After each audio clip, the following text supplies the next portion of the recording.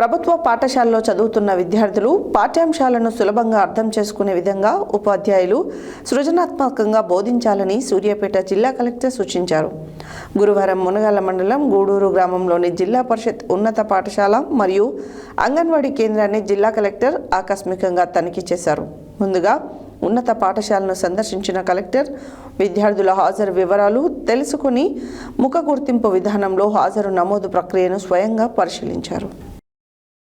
ప్రభుత్వ పాఠశాలల్లో చదువుతున్న విద్యార్థులు పాఠ్యాంశాలను సులభంగా అర్థం చేసుకునే విధంగా ఉపాధ్యాయులు సృజనాత్మకంగా బోధించాలని సూర్యాపేట జిల్లా కలెక్టర్ సూచించారు.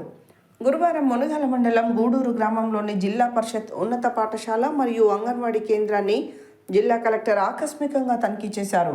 ముందుగా ఉన్నత పాఠశాలను సందర్శించిన కలెక్టర్ విద్యార్థుల హాజరు వివరాలు తెలుసుకుని ముఖ గుర్తింపు విధానంలో హాజరు నమోదు ప్రక్రియను స్వయంగా పరిశీలించారు. 6, 7, 8, 9 మరియు 10 తరగతుల గదులను పరిశీలించి విద్యార్థులతో నేరుగా మాట్లాడి బోధనా విధానంపై అభిప్రాయాలను అడిగారు. జిల్లా పరిషత్ ఉన్నత పాఠశాలలో అన్ని తరగతులను పరిశీలించిన కలెక్టర్ 7, 8, 9 తరగతి 10వ తరగతి విద్యార్థులతో అన్ని సబ్జెక్టులలో మాట్లాడించి వారి పఠన నైపుణ్యాలను పరీక్షించారు.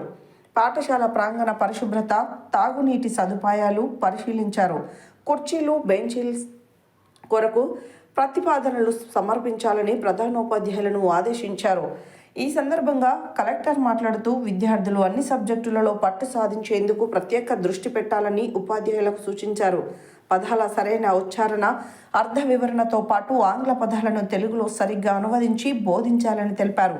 విద్యార్థులు చదివింది అర్థం చేసుకోవడం అత్యంత ముఖ్యమని పేర్కొన్నారు.